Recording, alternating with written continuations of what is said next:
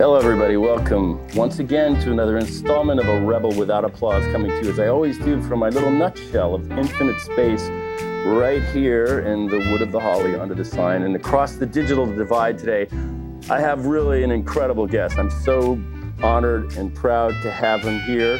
He is, like I am, a native of LA, me from Los Angeles, and he from Lower Alabama. He is Robert Abraham Zellner, and he is part of a handful of young people that ignited a movement and invented a decade. He is one of the founding members of SNCC, the Student Nonviolent Coordinating Committee, and was at really ground zero as a nonviolent warrior in some of the most important struggles, which all of us today are the beneficiary of. He's here today. I want to welcome you to A Rebel Without Applause. I really appreciate you being here. Bob Zellner, how are you? I'm very well. How are you today out in LA? Is it clear today? It's clear and sunny, and we are the beneficiaries of global warming here in the middle of November. I read your book. It's called The Wrong Side of Murder Creek, A White Southerner in the Freedom Movement. It is a very compelling read, and it helps contextualize and help people understand this movement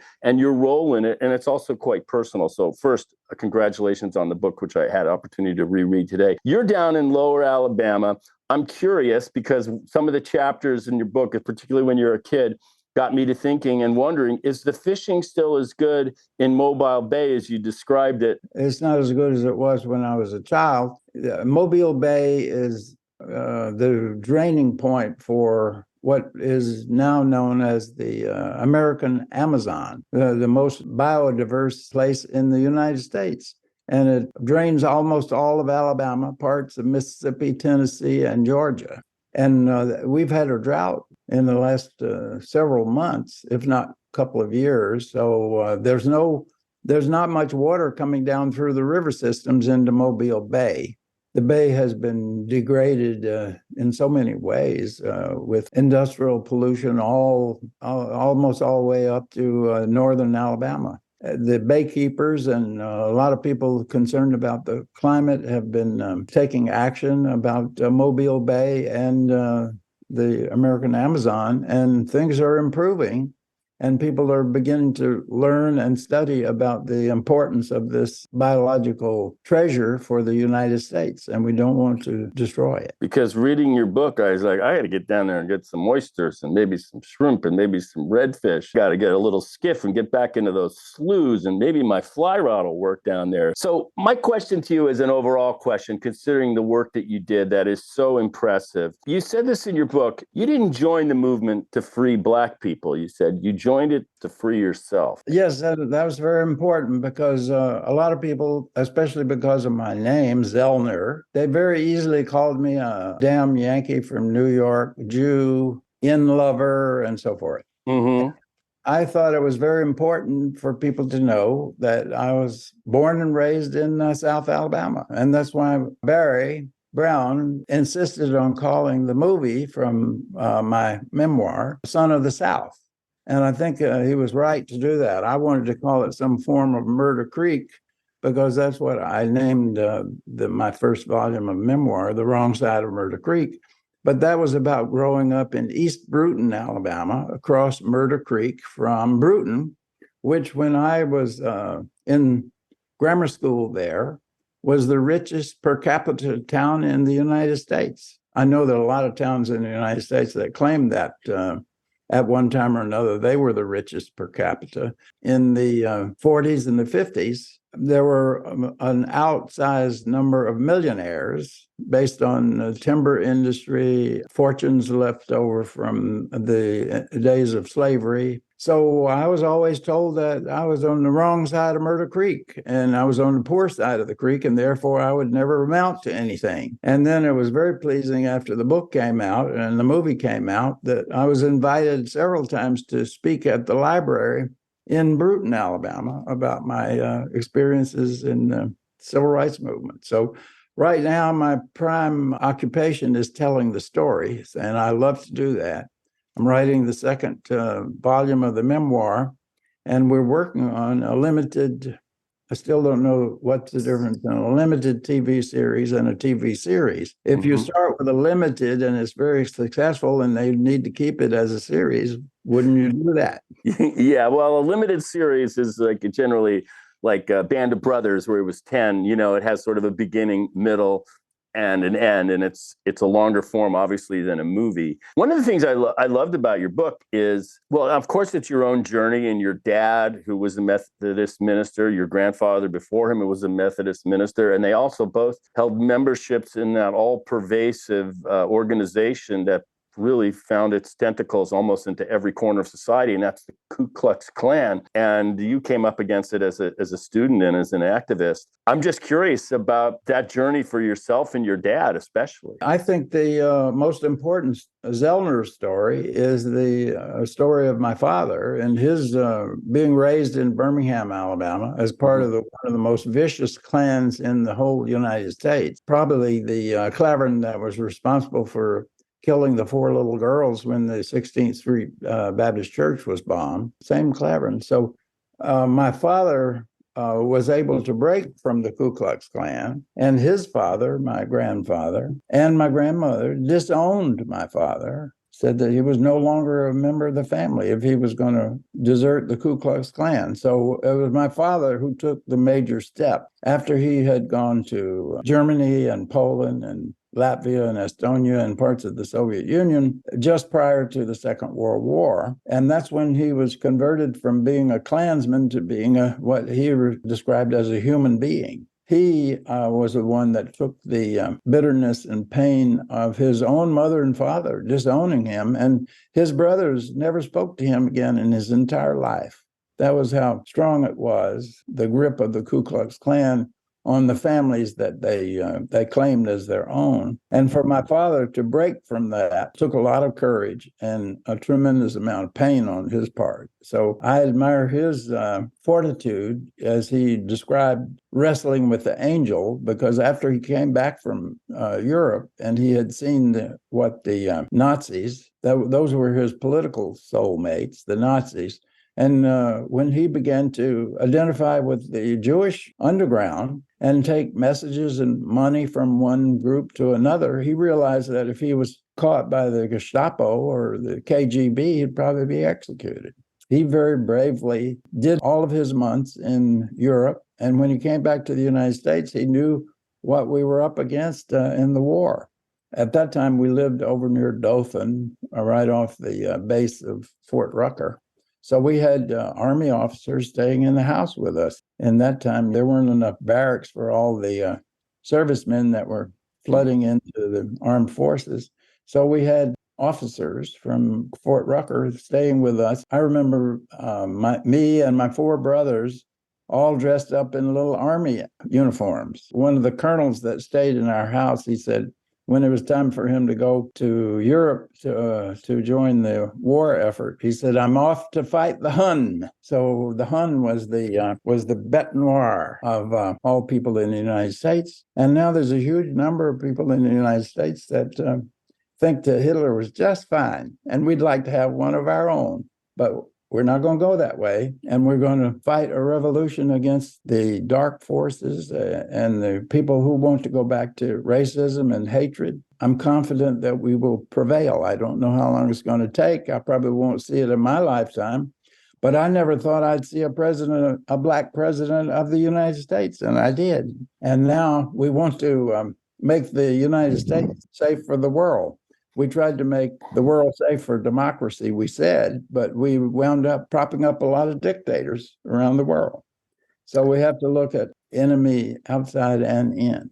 Well, about Barack Obama, people used to ask me, well, Bill, when do you think Cal will ever get where I went, Berkeley, will ever get to the Rose Bowl? And I said, well, probably be a black president before Cal gets to the Rose Bowl. I was right. I didn't even know, but we still haven't gotten there. So the political history of America is a tortured one. My mother was born in Germany, and I'm Jewish, and she left as a very little girl. So I don't know if that qualifies as a survivor. I know she was fortunate with her parents to get out and come to America. And I grew up around a lot of my friends who were from Poland or their families were, and I remember seeing the numbers on the arms as a kid, they would rail against the evil Germans. And I'd hear this a lot. And I often thought, well, maybe fascism isn't just a German problem. Maybe it's actually a human problem. Yes. What I'm curious is how, within your own soul, how did you start to feel? Was it from things your father told you or observed that there was like another alternative, another possibility to this past that had preceded you by about 100 years almost? It was a great challenge, and it was extremely exciting. And I do have to give some accolades to the United Methodist Church at that time. Well, in fact, it wasn't the United Methodist Church because it was segregated.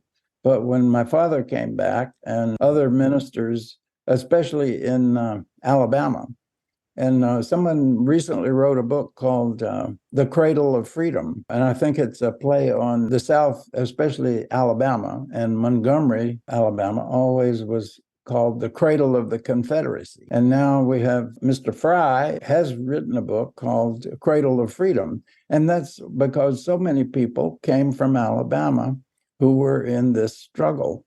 And I think maybe that's where you get your best fighters, is where things are worse. You have almost no choice. When I was in college and given an assignment in a sociology class to study the racial problem and write a paper about proposed solutions, and when I started working on that, even though I was a junior or senior, I've forgotten, it might have been the end of my junior year, we were told that we couldn't meet with any Black people. We couldn't talk to the students from Alabama State. We couldn't go and talk to Ms. Rosa Parks or Dr. Martin Luther King or E.D. Nixon or Joanne Robinson or any of the people that made the Montgomery bus boycott.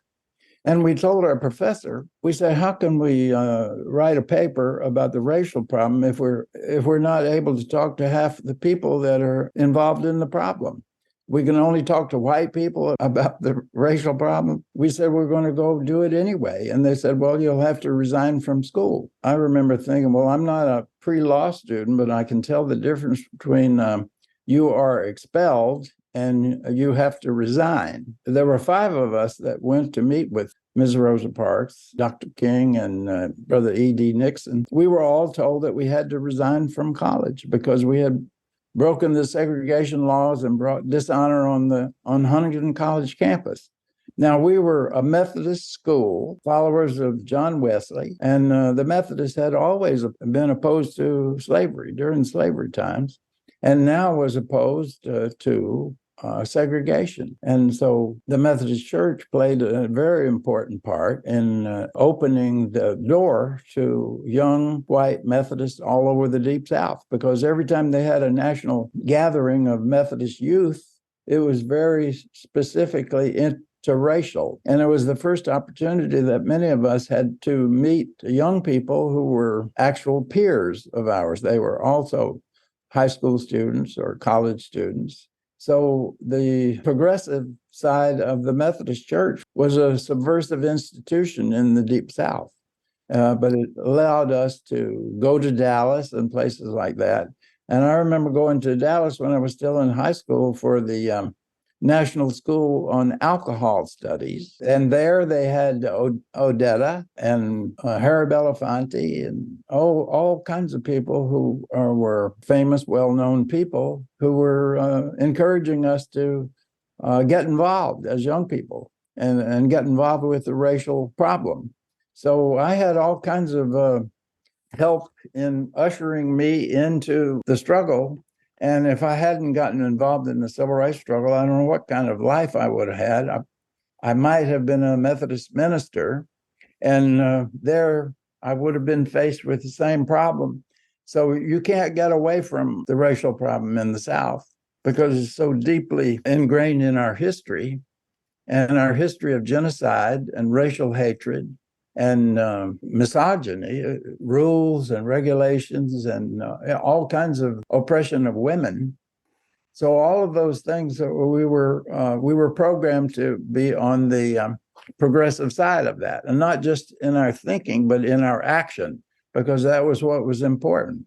And that's what Dr. King said in his letter from the Birmingham jail. He said, he's not so disappointed in his opponents because they've always been opponents. He said the people that gave him the most trouble were not the enemies of the Black people, but the friends of Black people who stayed silent and didn't take action. So the important thing we were told as young people is that first you have to get your beliefs and your purpose in mind, and then you have to act.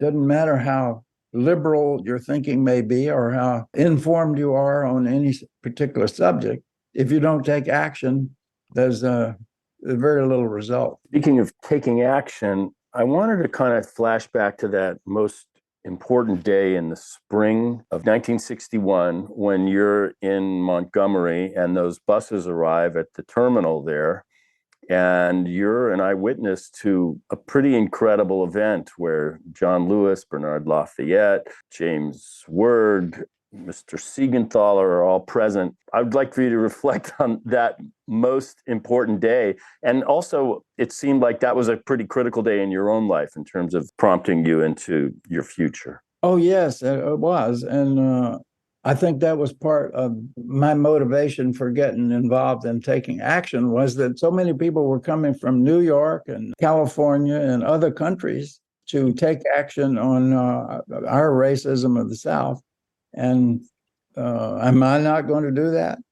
If people are coming from all over to take action on something that I've grown up with, I need to be involved in that myself. It was quite easy because of the preaching of my father and my grandfather, and my older brother was also a Methodist minister. So, and they were all preaching the early Christian church, which was that you had to take a risk for what you believed in. It was a capital crime in some places of the Middle East at that time, just to be a Christian, or you could be fed to the lions or be killed by gladiators and so forth, or thrown in a furnace or put on a cross. So they put their lives on the line for their beliefs. And so that was what we were supposed to do as young Christians. We were supposed to do the right thing. And if it meant taking a risk, we had to do that.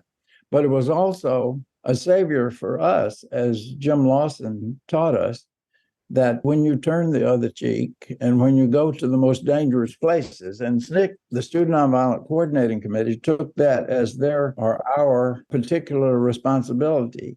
We were young. We didn't have families to support. We didn't generally have jobs that we had to go to. And so we were free to go to the most dangerous places. And we said, our job is to go to the most dangerous places and take away the fear of lynching and castration and so forth. All of those things they've used to keep Black people and immigrants and women in line. We have to oppose that. And once you decided, as I did, that I was going to do that, and I was going to go wherever I was needed to go, and that I would not worry about saving my own life. And that's why when I was captured by the Ku Klux Klan and they took me to a tree and put a rope around my neck and around the limb, and they said, we're going to hang you. And I believed them 100%, but I was not fearful because I had already decided that I wouldn't be here if I hadn't already decided that I might lose my life. So I was not afraid, and which may have helped me save my life because they knew, they could tell that I was not afraid. And God put Doc in the lynch mob, and he kept calling me by name because we were both classmates at Huntington College. And the old Klansman said, "What are you calling him?" And he said, "Zellner, Bob." And he said, "You know this guy?" And he said, "Yeah." And so they realized I was not from New York. I was not a Yankee, and I was not Jewish, even though my wife and both daughters are Jewish. And I was convinced that that was going to be the shortest civil rights career ever, because it was the first demonstration I ever participated in. And I said, they're going to hang me today. That's a very short civil rights career. And here I am at 84, And I'm looking at another 25 or 30 years of work. And I recently found out, because I was doing some checking on my ancestry on my mother's side, Mm-hmm. I found out that I have a great great grandparent, apparently, who was documented to live to the age of 117. Oh, So I'm 84 now, so 15 and 15. So I might have to work for another 30 years. 32. Yeah, you got another 30, you know. Well, what you're talking about, I want to put some context for the people that are listening. You're talking about your experience in Macomb, Mississippi with Bob Moses when you guys were trying to register voters. I guess that would be in the fall of 61.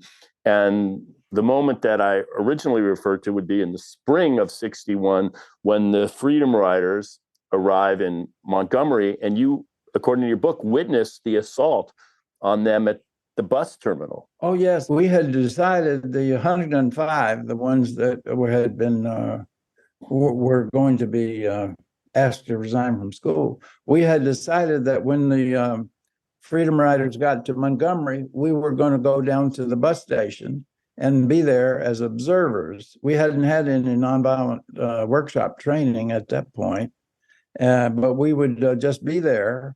And I had already decided that if I saw somebody about to be beaten to death in front of me, I was going to take some kind of action. Mm-hmm. At that time, I was a martial arts instructor in college, so I didn't know much about nonviolence, but I believed that I could save somebody's life if they're about to be beaten to death in front of me.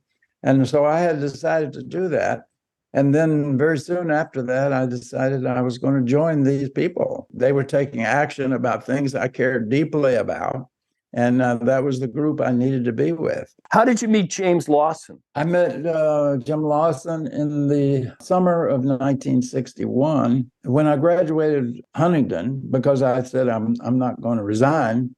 And if you want me to leave, you have to expel me. They didn't have the intestinal fortitude to expel me. So I just graduated by default in the spring of 1961.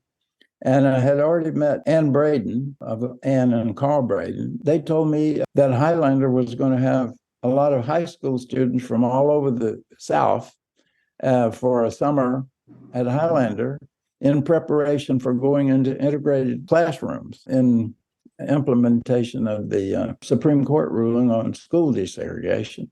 And so I went to spend the summer of 1961 at Highlander Folk School, which was then in Mont Eagle, Tennessee, not too far south of Nashville. Right. One of the people working at Highlander that summer was Susan Wilbur, who was from Nashville, and she had already been in a couple of nonviolent workshops with Jim Lawson. She and I became very friendly during the summer, and she said, I want to go to Nashville as many weekends as possible so I can go to the workshops with Jim Lawson. And so we started every weekend that we could possibly go, we would drive up to Nashville and go to the workshops. So I had the privilege of one of the few white Southerners from the Deep South to be in Jim Lawson's nonviolent workshops very early on. Probably if many people in SNCC had not had Jim Lawson's workshops on nonviolence, they would not have survived the movement, because the nonviolence actually saved our lives at times.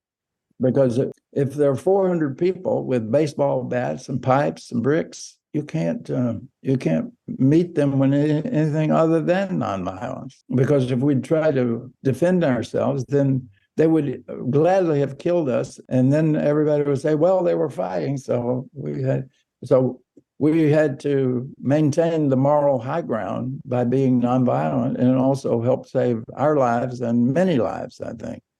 So that summer of 1961 sounds quite idyllic indeed, as you describe it in your book, at the beautiful Highlander Folk School with the great troubadour guy, Carawan. The spring of 60, they had a tremendous victory at the lunch counters with Diane Nash and Bevel and Lafayette and John Lewis. So by the time you arrived, they must have been very confident in a way about these ideas and strategies and disciplines because they'd had some major victories. That's right. It was great for nonviolent direct action that it proved itself to be effective for integrating lunch counters, theaters, bowling alleys, all those things. That's how SNCC did a lot of its early organizing. We'd send 2 or 3 organizers into an area like Albany, Georgia, and they might spend 2 or 3 weeks in pool halls and at the YMCA, YWCA, churches, wherever they could go, talking to young people. The movement was in the air, so everybody knew about it. But when SNCC came along, it gave an opportunity for young people, a great way for them to immediately get involved. So we had huge successes in Albany, Georgia, when Charles Sherrard and several other early SNCC freedom singers went down to Albany and started working with young people. They came in quickly. The older people and opening up the churches took longer because the older people were more cautious. It took a while to convince the churches to open the doors for mass meetings. And Joanne Bland tells a great story about how the churches were opened up in Selma when Bernard went there to start organizing. It took quite a while before they were able to have mass meetings at churches. And the first mass meetings they had, anytime that an old civil rights battler may die, they would use the funeral because Selma couldn't keep you from having a funeral.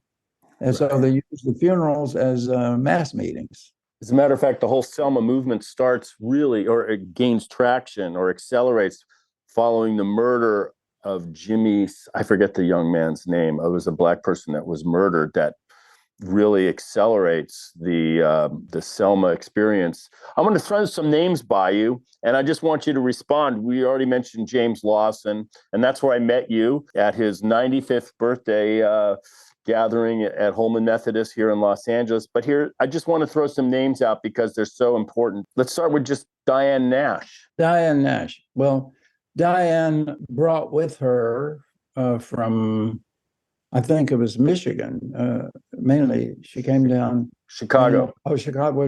Yeah. And she brought the outrage of young people from the North coming into the South.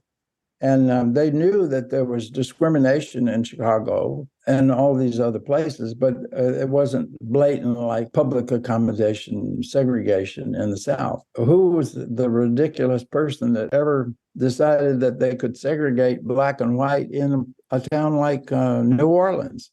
Because there were so many families that went all the way from the white side of the family all the way over to so mixed, yeah.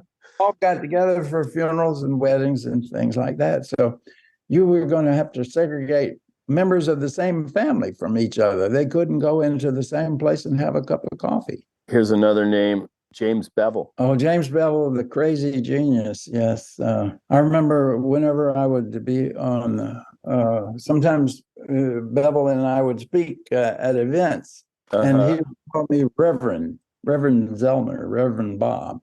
And I would always say, Jim, I'm not a reverend. I'm not ordained.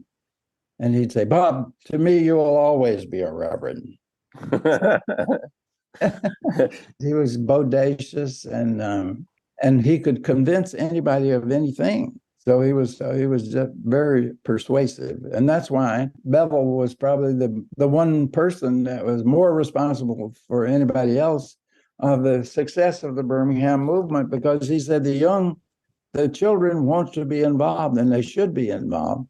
And we're going to have workshops with them about how to march and how to handle the dogs and the police and so forth. But of course, they had no idea that the dogs and the police and the fire hoses were going to be so overpowering. And they would have a grown white person like Bull Connor who would gladly turn fire hoses on people that would break bones, split breasts open, knock eyes out, knock people through plate glass windows. But that's what carried Birmingham over the top. And now we have a situation in Alabama, so that Alabama is embracing civil rights tourism now. There's a tremendous business now in Alabama. That's great. Of tours, people coming to go to Selma, to go to Tuskegee, Montgomery, Birmingham. I mean, they're all there. now Mobile with the Coachella, the last slave ship. So there's a huge business now in Alabama of civil rights tourism. So that's why we're here in Fairhope. We're going to start a conference center, I think, here in Fairhope for young people to come when they need to rest a little bit. We're close to the beach down at Gulf Shores, and we're in walking distance of the Baybury beach. And the only thing you have to do is read the signs. It says, beware of snakes and alligators. And you're all right as long as you're watchful. And don't bring your little dog down there, because the alligator will grab the dog and run off with it. You know, one of the things about your book that was so thrilling is that you're basically interacting with some of the great celebrities of the 1960s, whether they're in show business or civil rights. So I'm going to throw another name at you. This gentleman was a friend of mine, and I knew him. We played baseball together sometime. He lived here in Southern California, but he was there with you in Macomb. Tom Hayden. Oh, yeah, Tom Hayden. Tom Hayden. Well, Tom was the intellectual of our group, and during a lot of the time in Atlanta, when he married Casey Hayden, he was working on the Port Huron statement. So we would all get together and work on that. And he was in Macomb, and he wrote Revolution in Mississippi or something like that. Tom was always doing some kind of writing and doing some kind of action, like going on the Freedom Ride. I was present at the first Freedom Ride in Montgomery, and I was on the last Freedom Ride that was from Atlanta to Albany, Georgia, along with Tom Hayden, Casey Hayden, Per Lausen, who was a Danish journalist, who wrote a book about the South, and I'm not sure I ever saw the book. His working title was Grace and Grits. You mentioned that in the book, yeah, but you never saw the book. I saw the book one time, and I was there. I was in Paris, and I walked by a bookstore, and there was a book. Sometimes a bookstore will put 100 copies of the same book in the window. And there was my face right there on the book. And I think it was Lausen's book. Whether it was still called Grace and Grits, I don't know. But I zipped in and bought a copy of it. And it was in French. So I guess it was translated from the English to Danish and then to French. So I came back to New York with a copy of it. And I showed it to a friend. As soon as I saw my friend, I showed it, and they said, "Oh, I speak and read French. Give me the book, and I'll tell you what it's about." And so I gave them the book. They disappeared with it, and I forgot who I gave it to. And that's the last I ever heard of it. One of the figures that figures quite prominently is Stokely Carmichael, and I'm curious about your relationship with him, particularly as your term or tenure with SNCC draws to a close. Stokely, he didn't believe in some of the basic tenets that SNCC believed in. And one of the things that we were not supposed to do is be self-promotional. No matter how long you were associated with SNCC, it was not considered good form to be self-promotional. And that's why Stokely got the nickname in SNCC as Star Michael. He was one of the original rappers. He could rap for an hour without stopping. He was very witty and very funny. And it didn't always work to our advantage, because many of the early writers on the women's movement picked out SNCC as one of the most chauvinistic of all the civil rights organizations, when the opposite was true. We had more strong women leaders than any other civil rights organization, because of Ms. Ella Baker, who insisted that we understand and appreciate the leadership that women had always played in the civil rights movement, because a lot of times the women were more outspoken than the men were. And there was a practical reason for that too, because maybe black women were slightly less likely to be lynched than black men if they got out of line.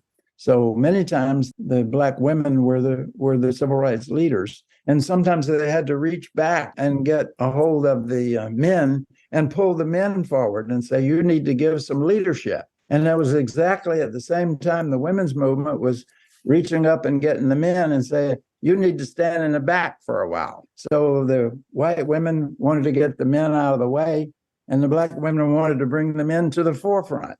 So there's always contradiction. And if you study Marx and Marxist philosophy of dialectics, you can understand what is going on in the movement. Because while one part of the movement is going in this direction for a good reason, another part of the movement is going in the other direction also for a good reason. I guess the temptation of self-promotion is something that's common to all of us. Another person that was part of this movement who went on to political fame is Marion Barry, obviously becomes a well-known, a national mayor of Washington, D.C. and mayor for life. Yeah, and a figure of controversy himself. So, I guess that's problematic.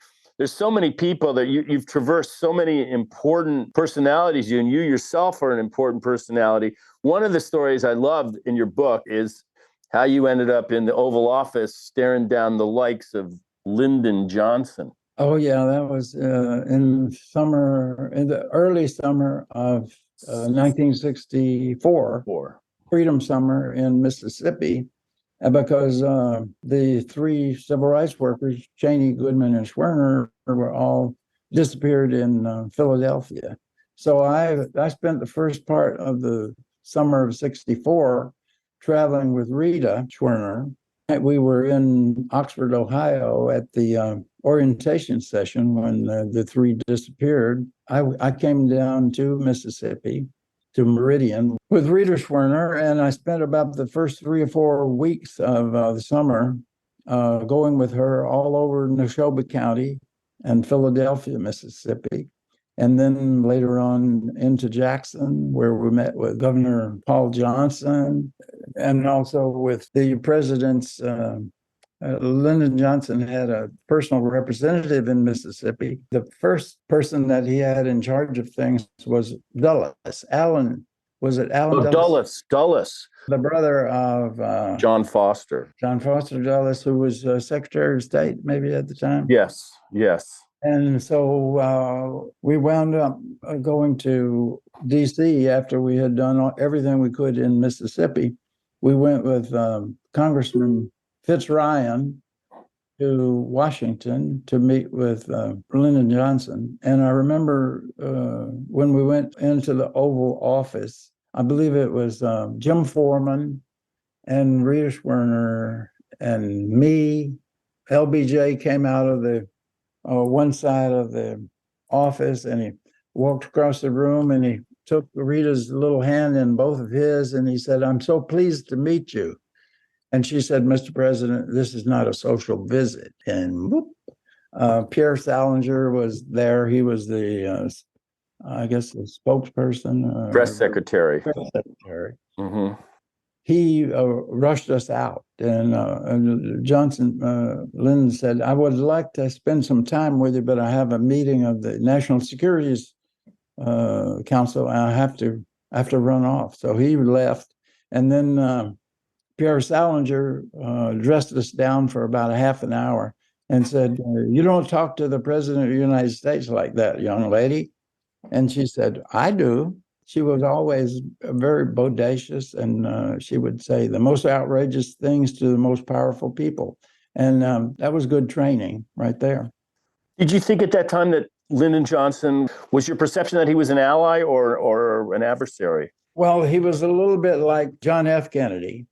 We had to drag John F. Kennedy into the civil rights movement. And it's amazing that he's known now as one of the great leaders of the civil rights movement. I think Bobby Kennedy was he really had it more in his heart than his brother John. It is amazing that in a lot of houses years later all over the South, we'd see Martin Luther King, John F. Kennedy, Robert F. Kennedy, all together. And we'd always remember how we had to drag John F. Kennedy struggling and screaming into the civil rights movement. That was what was happening. And Dr. King, at the end, basically in 1968, when he was assassinated, a very low approval rating. About 24% of the people in the United States approved of Martin Luther King, and most people didn't. We just pretended we had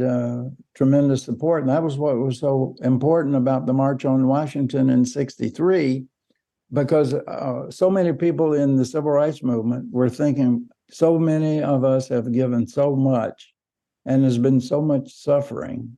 We really need the nation to say that they approve of what we're doing, and that's the message we took from the March on Washington in '63, that they expected 100,000 people and 250,000 people came. And so it was an affirmation that what we had been doing for a long time was the right thing to be doing and going in the correct direction. I'm still trying to figure out where we took a U-turn after that as a country. We decided at some point, it's too hard to get people together. It's much easier to keep them apart and fighting each other. So let's go that way. And let's elect a president who was in favor of people fighting each other and in favor of racism, homophobia, anti-Semitism, all those things. That's a true representative of the United States, they thought. Well, I always felt that, you're from the South, hundreds and thousands of young men marched willingly and thrillingly to their death in the Civil War to defend slavery. And I always felt, and you must have felt it way more deeply than I did, I never lived in the South, that those people or their legacy, they're still here. They don't really go away. Those huge rivers or currents within our national psyche are still flowing for better and worse. And it seems like it's just the old man river in a way. Yes. I don't know if that's a pessimistic view or it's a way to just say the struggles that you're engaged in, they don't really end because these forces are still, within us. In your case, growing up in the cold, white heart of that Confederate iceberg, I mean, you had to have had great-grandparents and great-great-grandparents that died and fought at all these, incredible battle sites, some of whom still had muskets and letters and old uniforms in their homes. Oh, yeah. Everybody had their old muskets and their old Confederate battle flags. It was wrenching to grow up in a culture when all of those things were revered, and then to suddenly start finding out, well, what do they represent? So much of it represented injustice and genocide. And that's something that in just about every right-left struggle in the world, it's a lot of it is about the people who lived there originally. That's one of the reasons I'm not formally a Christian anymore. I'm studying the Baha'i religion, which has as its two main principles, and that is racial justice and the rights of women. In terms of trajectory, the direction that we've been going in, I was not allowed in the Christian community because the Christian community had become anything but Christian. If I was going to be kicked out of my Methodist school because I tried to do something about racial discrimination and inequality, there was no way that I was going to be a Christian minister. I was a ministerial student when I first went to Huntington, but by the time I graduated in 1961, I knew there was no way that I was going to be a minister, a preacher of the Christian gospel in Alabama, Mississippi, and the Deep South, because the Christians had abandoned the teachings of Jesus. And that's the basis of Christianity. That's why Christ is called Christ and Christians are called Christians. And if you have done away with Jesus, there's no more reason to be a Christian. I love what George Bernard Shaw said. He says, the only trouble with Christianity is that nobody's ever tried it, which That's one of the great lines ever written. Yeah. And very much the same thing with socialism. It's never been tried because it always winds up in a dictatorship. Exactly. We have the foibles of humanity and these ancient tensions between individualism and collectivism.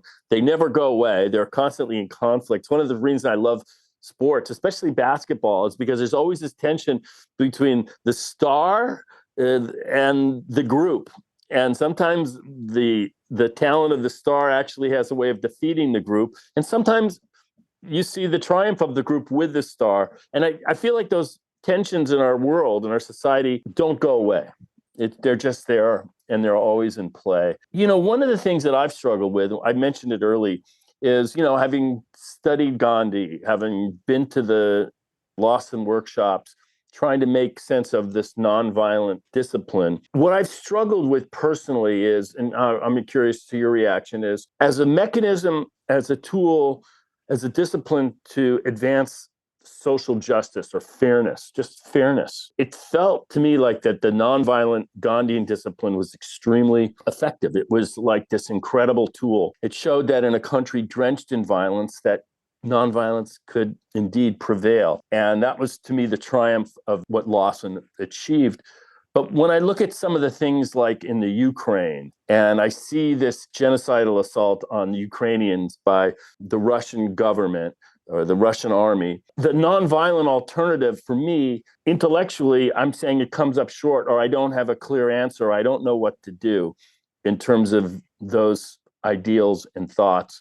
And I was wondering, not that you have an answer, but what your journey has been with some of those same questions. Oh, yeah. Well, those are very basic questions. The conclusion that I've come to is you have to discern what is true. It's hard to tell what's true now because so much passes for the truth. So you first have to decide what is true and what you yourself believe. And there's a way to figure out who is true. The right wing says that the progressives or the left wing are trying to do exactly what they're trying to do. It's a projection on the part of our enemies to us, and they attribute to us their bad behavior. The way you can tell which one is correct is to look at what are their goals, what are their aims, what are they aiming to do? Are they aiming to bring people together to resolve differences? Are they aiming to do away with the injustices that have plagued our history? Are they upholding women and giving them the freedom that they deserve as humans? And usually the answer, if the answer is not that we're our side is going in a humanitarian direction, a direction of equality and justice, and the other side is clearly going in the opposite direction. So that's the way you can tell that you're going in the right direction.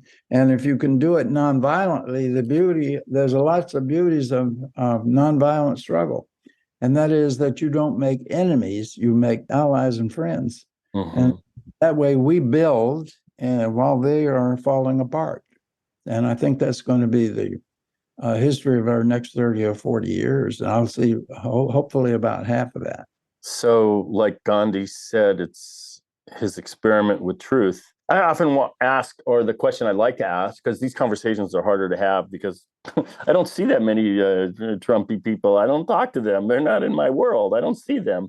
But the question I sort of have is, what's the perfect world that you guys imagine or you're envisioning? What is this world that is better that you're imagining? Explain it to me so that maybe I can get some insight into your thinking. It's a tough conversation. I really haven't been able to have it that many of them. Yes. Part of the self-preparation, I think, is to be comfortable with uncomfortability. In other words, you need to be creatively insecure. About the only time you're going to be secure is when you're completely relaxed. And you're not going to be completely relaxed, I don't think, until you're dead. Because if you completely relaxed, there has to be part of your body that is still in some kind of tension, or if you're completely relaxed, you're basically dead. Deciding what you believe in, taking action, and taking the consequences. That's why I think that in the long run, we will be victorious, because I think that basic human nature is good. And some of the old Christian doctrine is that we're all born with original sin, so why not sin some more? I guess, I don't know. But they're definitely sinning, but I don't think they have a sense of sin.